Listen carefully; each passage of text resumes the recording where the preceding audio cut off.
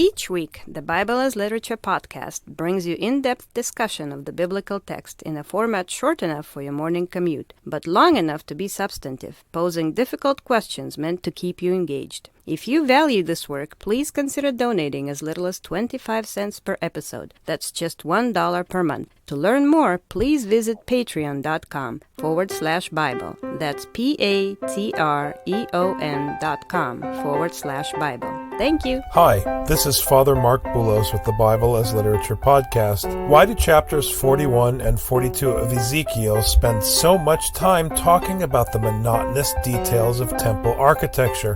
Why would these details matter in a book like Ezekiel, which undermines the temple cult in Jerusalem? Are the design schematics outlined in Ezekiel applicable to real-world construction? Even if they were, why list these lengthy, boring details as part of the biblical storyline? Richard and I reflect on the usefulness of boring texts found in Ezekiel, Exodus, and elsewhere in the Bible. Like all good things, the blessings of these passages come to those who are patient and willing to listen over and over again. You're listening to the Bible as Literature.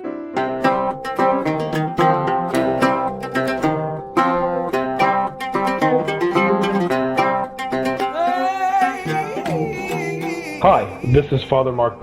And this is Dr. Richard Benton. And you are listening to episode 55 of the Bible as Literature podcast. This past weekend, Richard gave a beautiful lecture on Ezekiel and the section that deals with the construction of the temple and the heavenly city.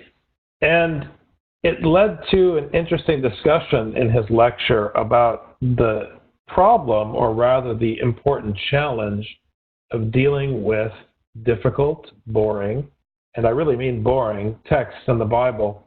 So, Richard, tell us about your lecture. Tell us about what you were trying to get everyone to understand about these texts and why, when a text is boring, you should actually pay closer attention. Oftentimes when people are reading something really boring, the question is, how am I supposed to get something out of this? I'm not getting something out of this. And then the mind goes to the person's insecurities and says, well, maybe I'm not smart enough, or maybe I don't know enough, and so maybe the problem is with me. And what I say is, if the text is leading you in a particular direction and it's leading you there very strongly, go with it, see what happens. And back when I was teaching, I used to tell my students, lean into the pain. If there's some kind of pain in the text, usually the reason why it's painful is because it's not meeting your expectations. Right. You want the text to be a particular way. You want it to be exciting in a particular way. You want it to be meaningful in a particular way. You want it to be clear in a particular way. And here's a text that's not allowing you that. Okay, why is it not allowing you that? Is it doing something on purpose that might be preventing you to get out of it what you want to get out of it? And that's the question I think is important when dealing with this problem of a really boring text. And if you look at really boring texts in the Bible, it's interesting because another one of these really boring texts is the second half of Exodus, where it describes building the tabernacle and the sacrifices at the tabernacle and the sticks going in the other sticks and the loops and the holes and the skins and all this really boring stuff. I mean, people think Exodus is exciting. When they say that, they mean the story of the Exodus. They don't mean the book of Exodus, because once you hit the 10 Commandments in chapter 20, it's boring. So, what do you do? What do you do in these hopelessly repetitious, hopelessly meaningless details, and you're just swimming in them? What do? I mean, many people just want to skip it, go on to the next section, and I can understand the reason why they'd want to do that. But let's take it seriously. This is just as much Scripture as anything else. What are we supposed to be learning from this? And I think this is the important question to be asking. So we were having a discussion about chapters 41 and 42, and you contextualize it with the building project at St. Elizabeth and the work that is being done with the city, with schematics, with plans. Talk about that, because I think the example you used resonated with people, and they began to understand the function of the monotony of the schematics of the temple. Yeah, I mean, people get excited about building things. They get excited about building a shiny new building. And boy, this is talking about the heavenly Jerusalem. And what's more exciting and more shiny than the heavenly Jerusalem? I mean, this is this is a huge deal. And lo and behold, one's shiny view of the heavenly Jerusalem becomes very tarnished when you realize that you have to measure how many cubits long each one of the chambers is going to be, and how much land you're going to need in order to build it, and where do you actually put the staircase to go from one story to the other story. And it's very boring. And I think that Scripture deflates our desire to build something on our own. It's constantly trying to deflate us. The parish gets excited about a building project, but the individual actually working with the architect and working with the city and dealing with everyone's requests about what they want and what size things should be, what shape they should be, what color they should be, the person dealing with all of those issues understands that there's nothing exciting or glamorous at all about a building project. Right. I mean, even a poor parish is going to contract an architect to do the real detailed stuff. What size of pipe are you going to have go into the sink? You know, you have to do these things when you build. Right, it's not exciting. It's not glamorous. No, it's kind of like Ezekiel saying, okay, look, let's not get the architect and the engineer and the project manager together. Let's get the whole community together and let's go through all of the grueling, painful details of every last city code and every last piece of trim and see how long people stay with us. Exactly. And I think that what's significant about both Exodus and Ezekiel is that the people themselves find themselves in a wilderness and homeless. And for both groups, it's a bummer. They don't want to be homeless. The people out in the wilderness are not excited about being in the wilderness of Sinai. The people on the river Kebar in Babylonia are not excited about being there. They're excited about this new place that they're hoping to get to one day. And then what the Lord does is he says, no, I'm actually not living in the temple either. I'm homeless myself.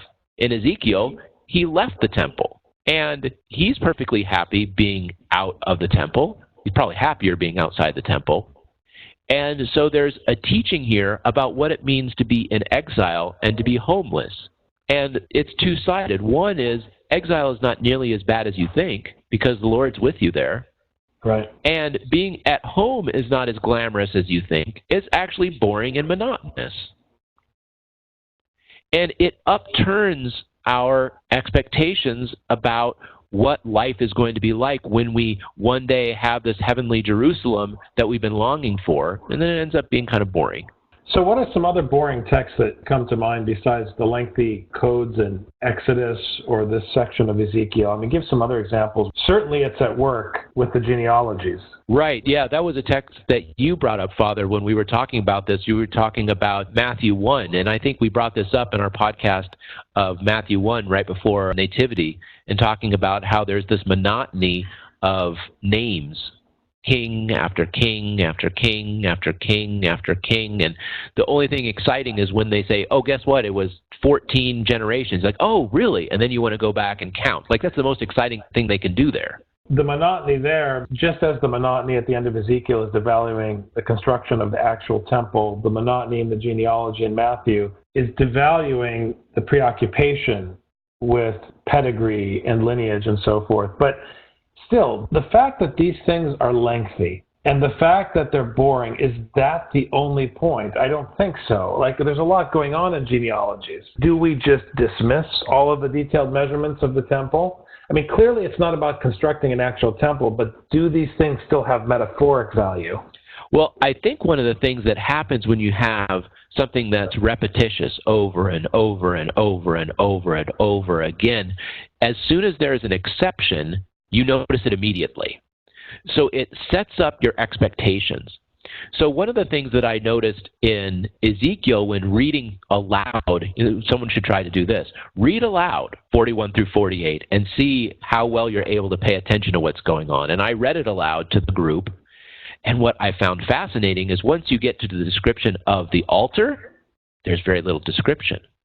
All the description about the size of the windows and the chambers and everything, excruciating detail. But the altar, it's barely mentioned. Moreover, it doesn't say altar, it says something kind of like an altar. And typically when people talk about building a temple, the altar is the main feature. I mean, of course.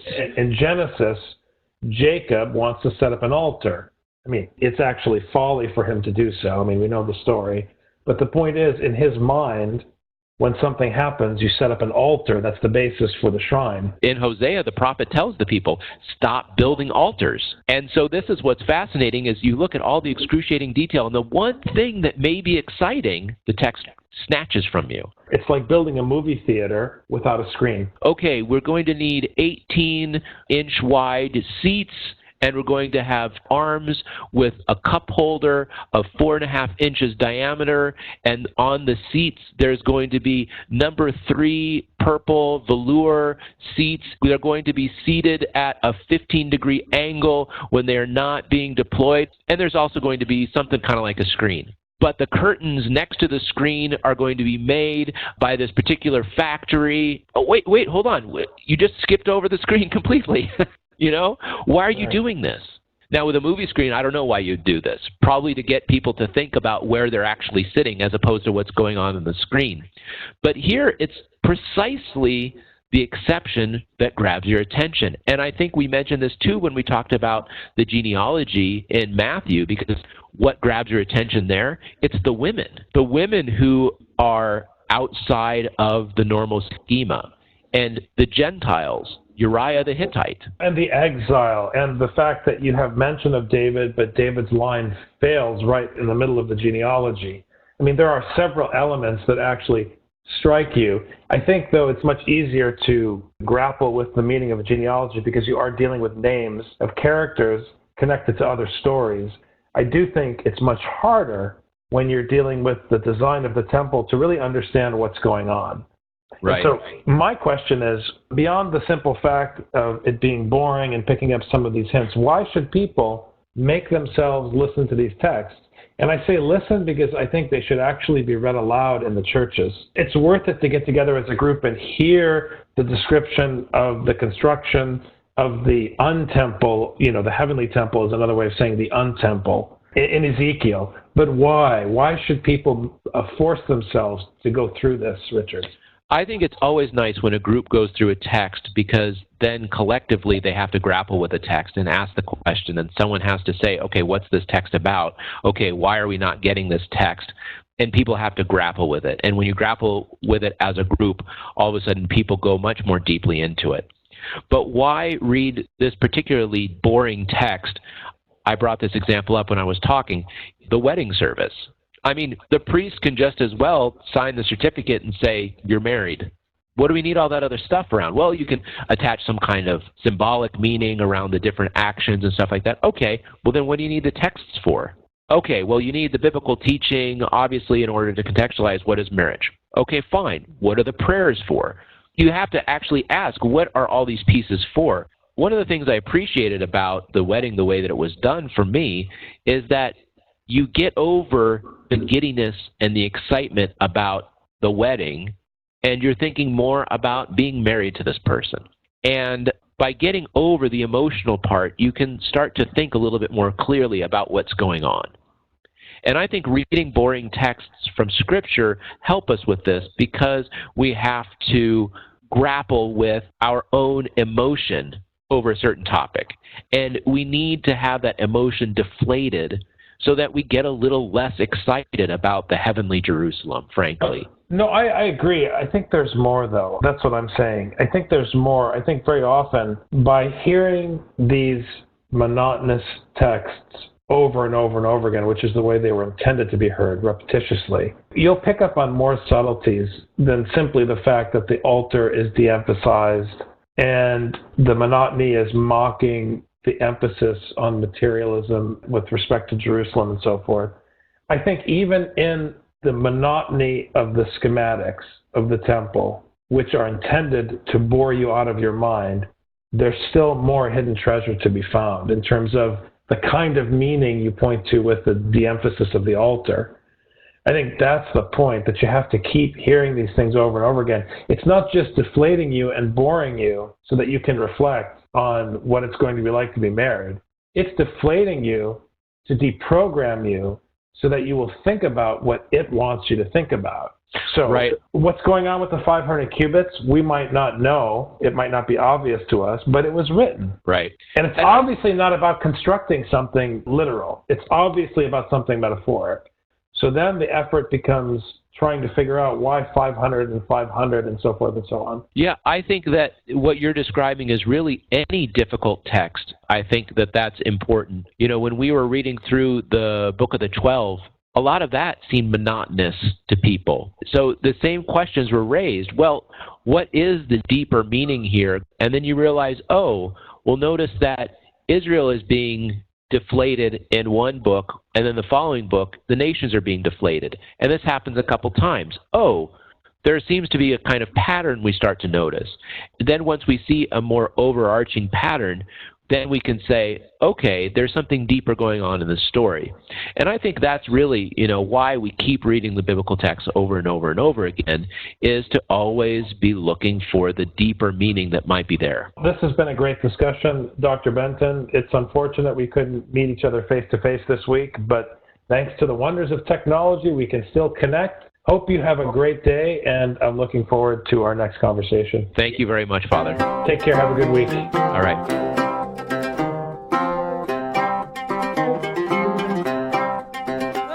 You've just heard the Bible as literature. Thanks for listening. The Bible as Literature is a production of the Ephesus School Network.